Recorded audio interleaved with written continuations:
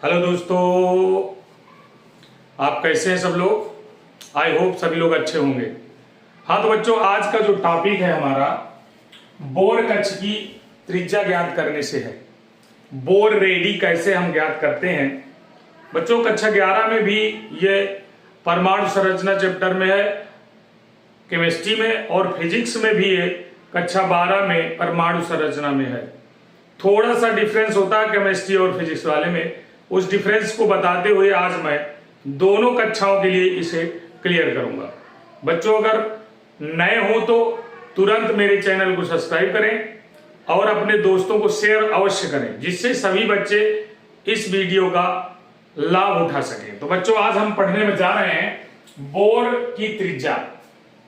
बच्चों बोर की त्रिज्या में पहले बोर के परमाणु मॉडल का आना अनिवार्य है। बोर ने कई पॉइंट में परमाणु मॉडल को बताया था, जिसमें एक पॉइंट उनका ये था। पहला पॉइंट क्या था कि इलेक्ट्रॉन उसी कक्षा में घूमता है। इलेक्ट्रॉन मान लीजिए ये हम बना रहे हैं, आपको देखिए एक कक्षा आप बना रहे हैं और इसका ये नाभिक है। इलेक्ट्रॉन अपनी एक निश्चित कक्षा में घूमता है। इस कक्षा का जो कोणीय संवेग होता है बोर के अनुसार, बोर के परमाणु मॉडल के अनुसार इलेक्ट्रॉन उसी कक्षा में घूमता है जिसका कोणीय संवेग एमबीआर होता है। एमबी का मतलब क्या हुआ, देखिए यह इलेक्ट्रॉन बी वेग से गतिशील है, इसकी वेलोसिटी v है और इसका द्रव्यमान मास m है और इलेक्ट्रॉन की नाभिक से जो दूरी है वो आपकी r है। तो जब संवेग निकालते हैं तो उसका कोणीय संवेग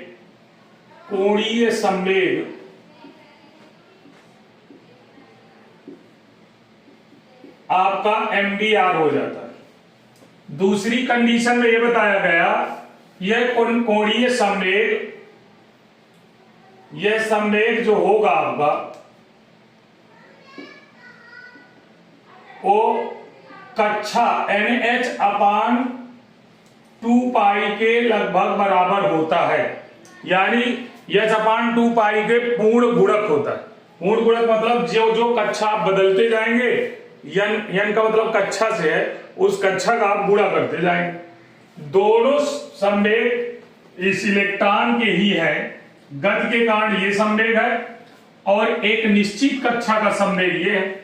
दोनों संवेग बराबर होते हैं।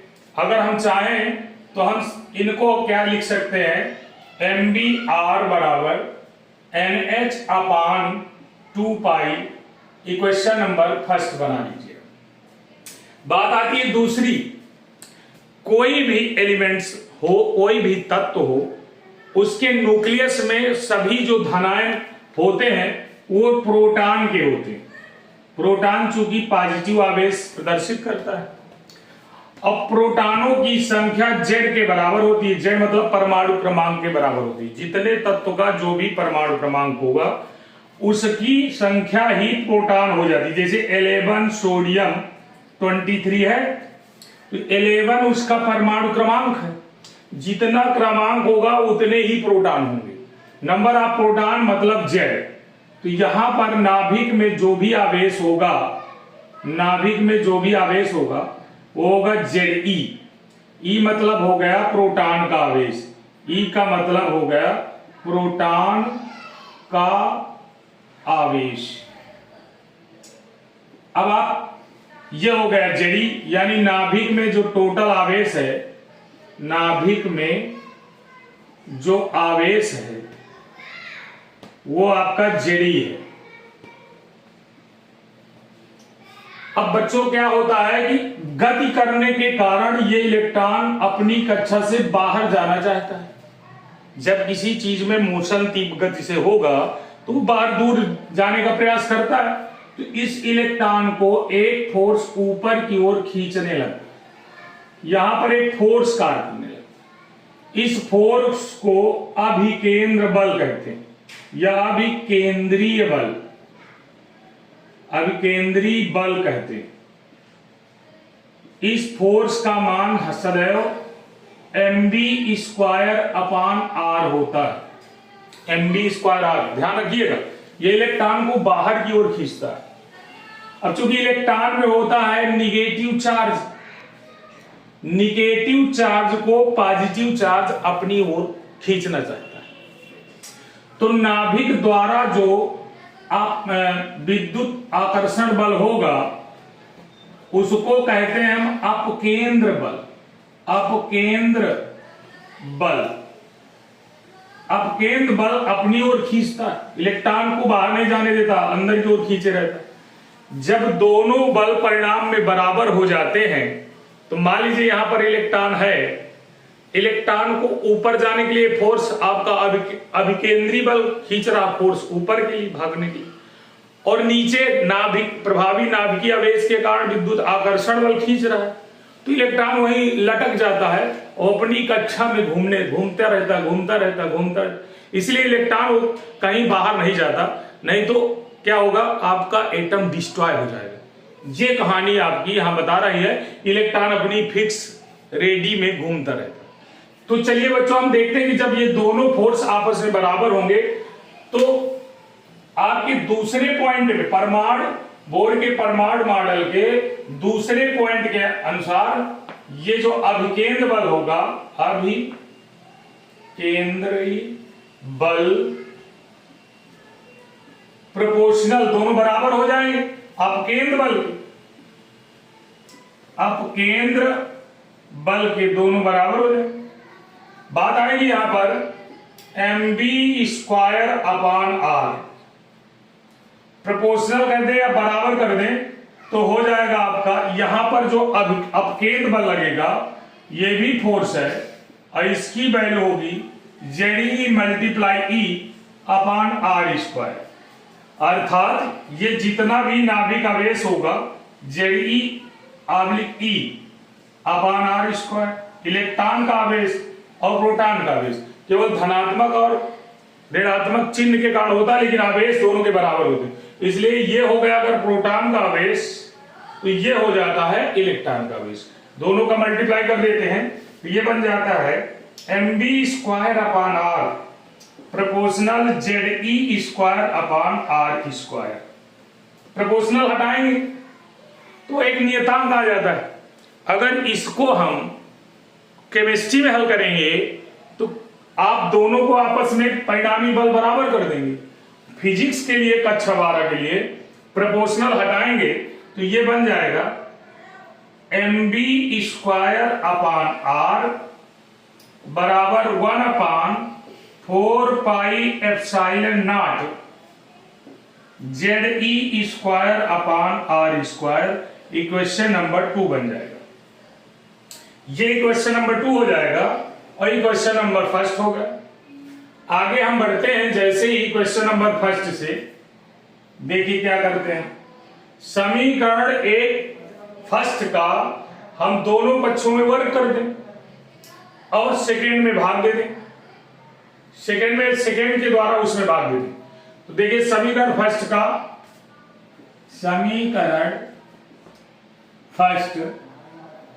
का वर्ग करने पर दोनों तरफ वर्ग कर दीजिए तो क्या बन जाएगा, आप देख रहे हो।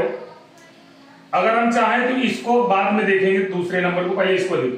ये हो जाएगा mv², m² हो जाएगा, वर्ग कर रहे हैं ना, b² भी हो जाएगा और r² भी हो जाएगा, बराबर m² भी हो जाएगा, h² भी हो जाएगा,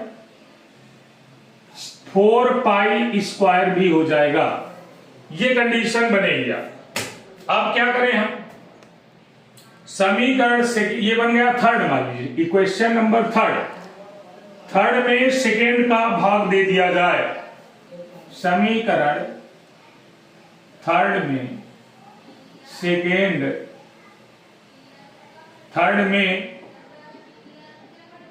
सेकेंड का भाग देने पर, भाग दे दीजिए तो क्या हो जाएगा, ये mb स्क्वायर अपान आर, ये इसमें आप इसका भाग दे दीजिए तो ये हो जाए, इसमें इसका सेकेंड में थर्ड का भाग देना तो ये हो जाएगा m square b square r square upon ये हो जाएगा mb स्क्वायर बटे r बराबर हो जाएगा, इधर दूसरे पक्ष में ऊपर आपका सेकंड में है n स्क्वायर करने पर n स्क्वायर, थर्ड में हमको सेकंड का भाग देना है, सही लिखा था, n square h square upon 4 pi square पूरे का बटा कर दीजिए आप, इधर 4 pi epsilon 1/4 pi epsilon not 1/4 pi epsilon not गुणे जेडी स्क्वायर अपान आर स्क्वायर। अब देखिए गौर से बी स्क्वायर को बी स्क्वायर से खत्म कर दिया जाए, इस आर को इसके आर के स्क्वायर से खत्म कर दिया, एम को एम के स्क्वायर से खत्म कर देते हैं तो यहां पर बचा क्या हमारे पास, एम आर स्क्वायर अपान, ये खत्म हो गए, इधर भी देखिए क्या बच रहा है, एम आर स्क्वायर बराबर ये क्या बचेगा आपका, एन स्क्वायर एच स्क्वायर गुणे नीचे वाला ऊपर चला जाएगा 4 pi epsilon not, 4 pi epsilon not Z square पूरे का बटे, नीचे वाला ऊपर जाएगा, सॉरी 4 पाई एप्सिलॉन नॉट और यहां पर बचा आर और नीचे वाले में हो जाएगा 4 पाई स्क्वायर जेड स्क्वायर, ये बचा, देख लीजिए बहुत से, ये दोनों भाग ऊपर चले गए, गुणा हो गया, नीचे वाले में ऊपर वाले गुणा हो गया, ठीक। अब देखिए यहां पर 4 से कैंसिल हो जाएगा, पाई स्क्वायर पाई से कट जाएगा, ये आर इस स्क्वायर से कट जाएगा, ये हमका इधर भाग दे दे, आर बराबर ऊपर बचा n square h square epsilon naught, ये एप्सिलॉन नॉट बटे एम भी आ जाएगा नीचे, m pi z e square. तो बोर रेडियस आपका ये निकल आएगा कक्षा 12 की फिजिक्स में।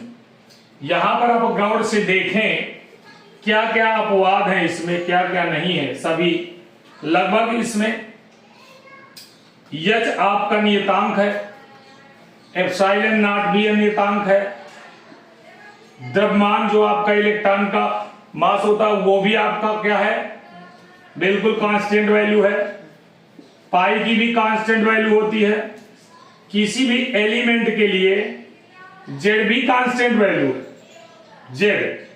जेड आप किसी भी तत्व के लिए आप निकालेंगे उसकी फिक्स रहेगी, और यहां पर एन भी मुख्य क्वांटम संख्या है, एन मुख्य क्वांटम संख्या है, और ई आपका आवेश है, चार्ज है, तो ये सभी आपके क्या हो जाते हैं, कांस्टेंट वैल्यू। इन सब की कांस्टेंट वैल्यू जब रखेंगे तो आर की वैल्यू आपकी निकल आएगी 0.529 एंगस्ट्रॉन, ये हाइड्रोजन परमाणु के लिए निकलेगी, जहां जेड बराबर 1 और एन बराबर 1 कक्षा के लिए हो। ये किसके लिए होगा, हाइड्रोजन एटम के लिए, हाइड्रोजन एटम के लिए, हाइड्रोजन परमाणु के लिए जेड बराबर 1 और एन बराबर 1, इसमें रख दें एच प्लांक नियतांक की वैल्यू रख दें, द्रव्यमान का इलेक्ट्रॉन का द्रव्यमान रख दें, पाई की वैल्यू रख दें, जेड का मान यहां से और एन का मान यहां से उठा लें, और ई कांस्टेंट वैल्यू है इलेक्ट्रॉन की, उसको रख दें, कैलकुलेट कर दें, आपके इतने एंगस्ट्रॉन आ जाएगा।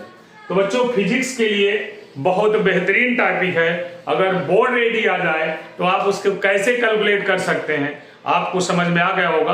और कक्षा 11 में केमिस्ट्री में थोड़ा सा डिफरेंस है, 1/4πε0 हट जाएगा और बाकी सभी चीजें वही रहेंगी। आप इस 1/4πε0 को केमिस्ट्री में ना रखिए, फिजिक्स में रख दीजिए, डेरिवेशन सेम है दोनों का। आप लोगों को कैसा लगा ये वीडियो, लाइक और कमेंट जरूर करें और अपने आप दोस्तों को शेयर करें। जो बच्चे नए हों, सब्सक्राइब ना अभी तक किए हों, वो सब्सक्राइब अवश्य कर लें, क्योंकि मैं लगातार इस तरह के अच्छे अच्छे वीडियो आपको उपलब्ध कराता रहूंगा। Thank you, have a nice day.